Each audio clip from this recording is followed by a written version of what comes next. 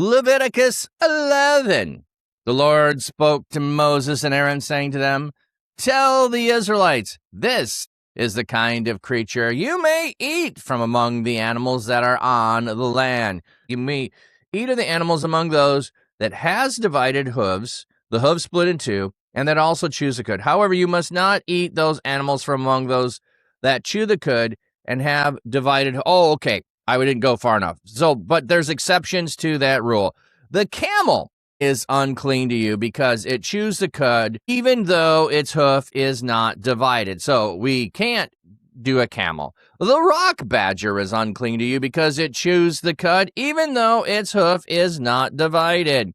The hare is unclean to you because it chews the cud, even though its hoof is not divided. The pig is unclean for you because its hoof is divided. The hoof is completely split in two, even though it does not chew the cud. You must not eat from the meat, and you must not touch their carcasses. They are unclean to you. So these animals, when dead, you cannot touch them. So unclean animals are going to make you unclean. Now, these are dietary rules that they are being told. They are set apart. They are different from the nations around them. They're to follow different practices to be set apart, to be clean.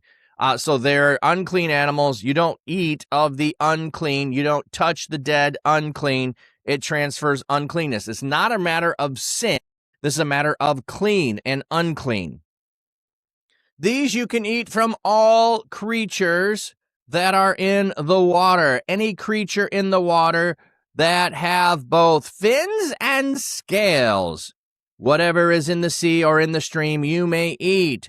But any creature that does not have both fins and scales, whether in the sea or the stream, from all the swarming things of the water and from the living creatures that are in the water, are detestable to you. So notice here, this word detestable is used. It's one that we use for certain things. Like these are like the worst of the worst, but then it's just food that you could eat. Like, okay, so it's the worst of that category. So saying something's detestable, like we need to take it down a notch a little bit. Like we're just talking about animals that you could eat here. Other places we're talking about actions that people can have. So here would be the action of eating it. Since they are detestable to you, you must not eat their meat, and their carcasses you must detest. Any creature in the water that does not have both fins and scales is detestable to you. So for the land creatures, they have to chew the cud and have a split hoof. And if they are in the water, they must have both scales and fins. I was trying to think of what has scales but doesn't have fins. I couldn't think of one. Yeah, don't eat swarmy swimmies. Yes. So like catfish does not have scales. You can't eat catfish and be clean. So a catfish is an unclean animal. Eels, do they have scales? They don't have fins, or some of them don't have fins. So they would be off limits. So stingray, yeah, there we go. Stingray would be off limits. No scales there. Sharks, no scales. Sharks are off limits. Okay. These you are to detest from among the birds. So notice what we have done. We have gone from land to sea to air. They must not be eaten, because they are detestable. The griffin vulture, the bearded vulture, the black vulture, the kite, the buzzard of any kind, every kind of crow, the eagle owl, the short-eared owl, the long-eared owl, the hawk of any kind, the little owl, the cormorant, the screech owl, the white owl, the scoops owl, the osprey, the stork, the heron of any kind, the hoopie, and the bat. So what's interesting here is the others, we get a couple, here's what they have to have in order to be eaten. And then there's a couple exceptions, and they can't because they don't have both, so we don't eat them in the land. The sea, it's just straight up, they got to have both these things. We go to the air, and it's a long list of things that you cannot eat. Vultures? Well, why not just say vultures of any kind? Because you said buzzard of any kind of crow. Eagles, there's a whole bunch of, eagles. Owls, there's a whole bunch of owls. Why not just say owls of any kind? Like, is there an owl you could actually eat? Why are we listing so many different owls? Stork and heron of any kind. Some of these animals, I don't know if we could identify them all, like the Hopi. I don't know what that is. The cormorant, I don't know what that is. I don't really care. I'm not planning on eating them anyway. Yeah, the bat, while among the birds, not a bird. It's a mouse bird. Yes, it paps you exactly. Most of these are birds that eat other birds. So they are birds that are going to eat roadkill. Basically, the best way to say it. They're going to eat the dead. Every winged swarming thing that walks on all fours is detestable to you. So if it has 4 legs, then you can't eat it. With the walking on all 4, they're not going to be insect. Insects have 6 legs. So we'll see 6 legs, 8 legs. Where do they come in the category? However, this you may eat from all the winged swarming things that walk on all 4s, which have jointed legs to hop with on the land. Oh, but with those on 4 legs that swarm if they have jointed legs. So grasshoppers are going to be edible. Grasshoppers are going to be edible. I don't know how many legs locusts have. I just know grasshoppers have jointed legs. So you could eat grasshoppers. Would have to look up locusts. Crickets, I don't know how many legs they have. I think there's 6. But anyway, grasshoppers are edible. These you may eat from them, the locust of any kind. Oh, so locusts are included there. The bald locust of any kind, the cricket of any kind, the grasshopper of any kind, but any other winged swarming thing that has 4 legs is detestable to you. So, crickets, locusts, grasshoppers, all good. All good. You can have your chocolate-covered grasshoppers. They're kosher.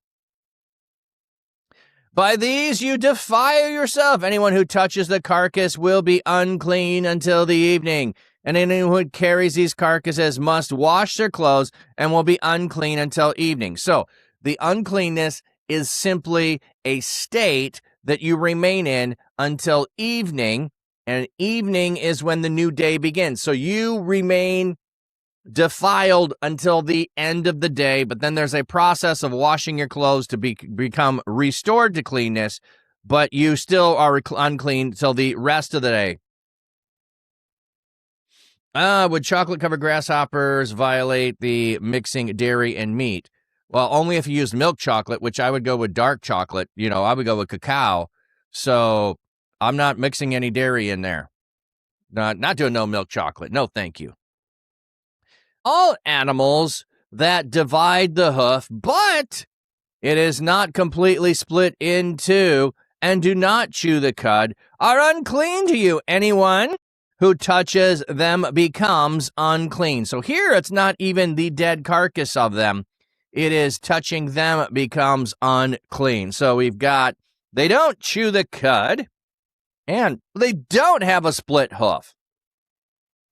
All that walk on their paws among all the creatures that walk on all 4s are unclean to you. Anyone who touches their carcass will be unclean until evening, and the one who carries their carcass must wash their clothes and be unclean until evening. They are unclean to you.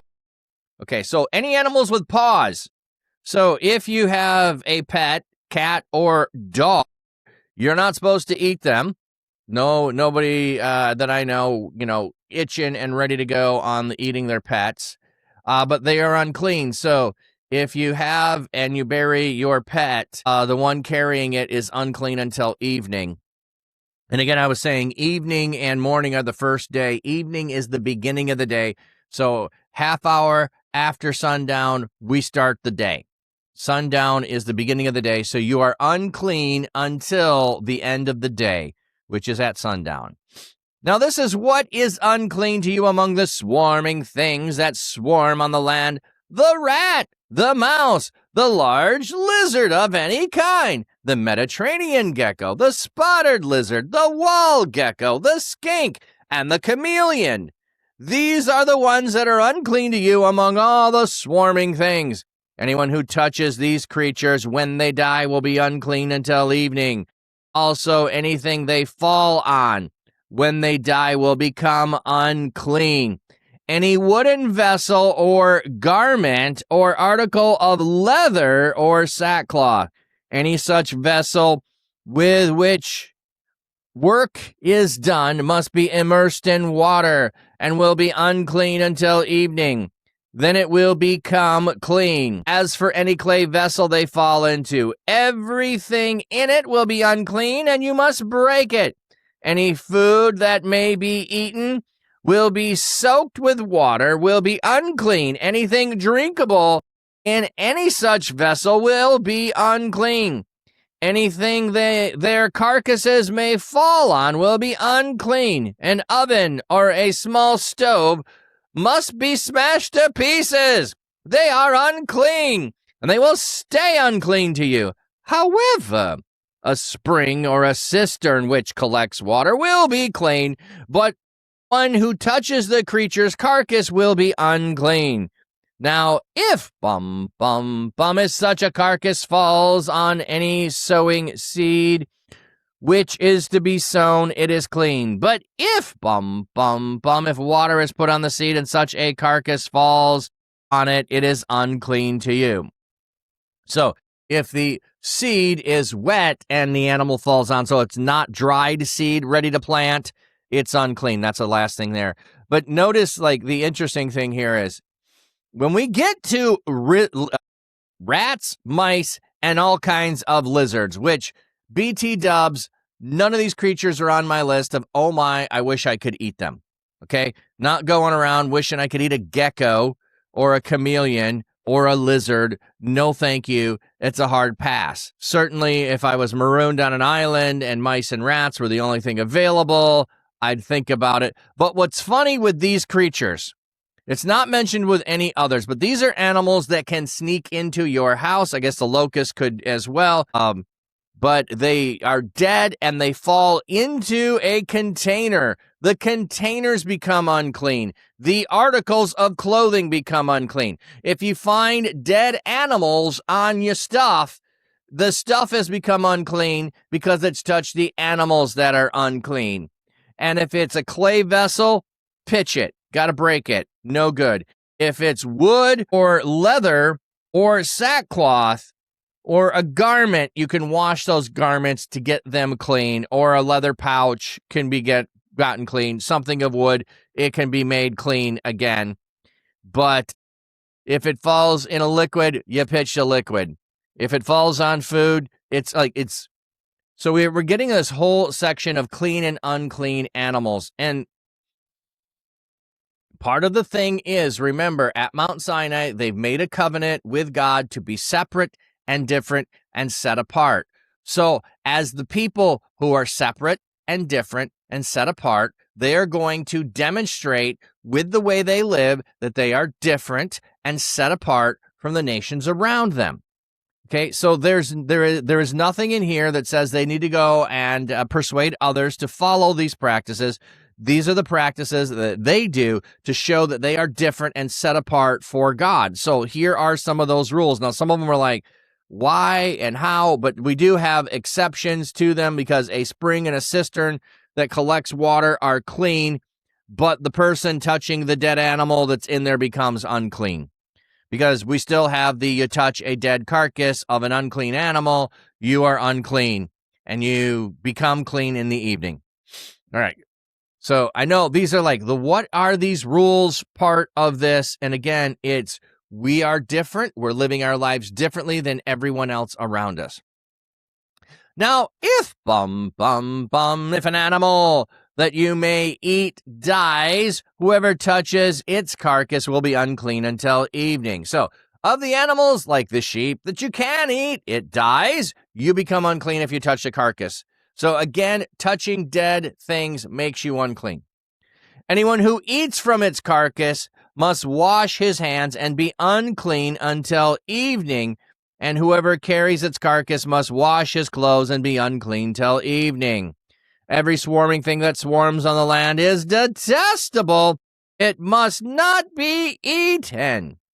Okay, so the swarming things, we just had the rats and the lizards and those, but not, okay, this is swarming on the land, okay? Things that fly, locusts, though we would say they're on the land, they're not. They're in the swarming things that swarm in the sky. So that's why the different category.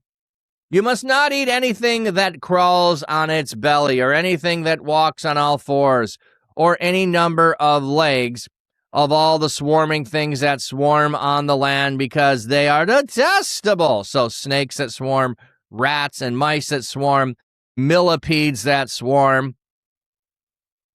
Do not make yourself detestable by any of the swarming things. You must not defile yourself by them, and be unclean by them. For I am the Lord your God, and you are to sanctify yourselves, and to be holy, because I am holy. And again, remember, holy means set apart. You must not defile yourself by any of the swarming things that creep on the ground, for I am the Lord who brought you up out of the land of Egypt to be your God, and you are to be holy, because I am holy. So we're having a because I brought you up out of Egypt. What were some of the plagues? Were some of the plagues in these creatures? No, there wasn't any mice that I remember. No, there weren't any rats. There weren't any creepy things. There weren't any lizard plagues, but God's the one who brought you out. So it's a remembrance not of the plagues in relationship, but in the God who freed you. So don't do these things, because God is the God who freed you. This is the law of the land animals, the birds, and all the living creatures that move in the water, and all the creatures that swarm on the land, to distinguish between clean or unclean and clean, between living creatures that may be eaten and living creatures that must not be eaten. So here we have the rules for what you can eat and what you can't eat.